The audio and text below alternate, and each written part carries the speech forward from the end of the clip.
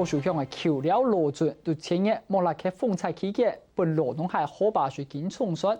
今年提起河壩橋將流失的奶吞轉移之後，屏東農田水利會也緊急將水準漲河通水，我以為水準離岸算係臨時性嘅奶狗，南北海河塊全線基興狗嘅賽事，國家水準嘅修復工廠將算完工，所以農民是小講要根本係打上建恢嘅工廠。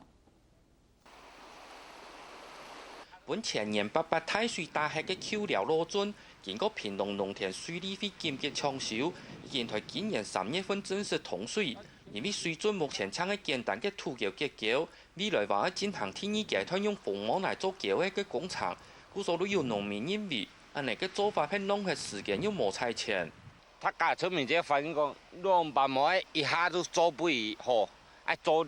兩邊做啦，加花咧愛錢啦。屏東農田水利會表示，橋料螺準會分作兩個階段來做，主要嘅原因係讓肥田嘅農地土質唔適適，一個時節假使直接來做鳳毛奶嘅準橋位，準橋位會因為立下去嘅長度冇相同來斷hết，故所先用土橋嘅水路通水，目的都係愛本肥田嘅土質個適適。這個是剛填土，剛新的填土，我們怕它下陷。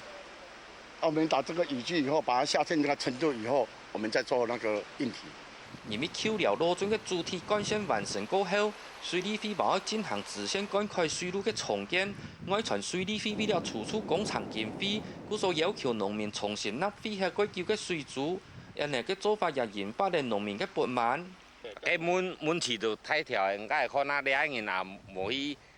一千倍抗議嘅啊！伊講兩邊都冇這納水租嘅，下邊都冇嘅，應該有可能兩邊行這納水租嘅咧。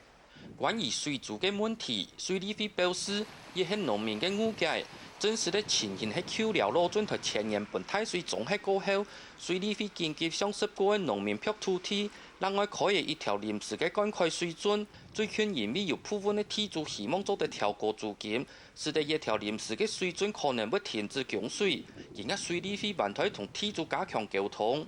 這個租金是用那個莫拉克風災那個特別條例給他們的，比一般的那個租金還高，所以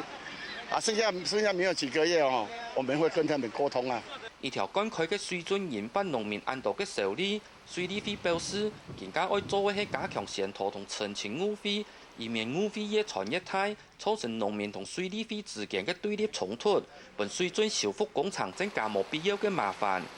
客家新聞陳文廉屏東報道。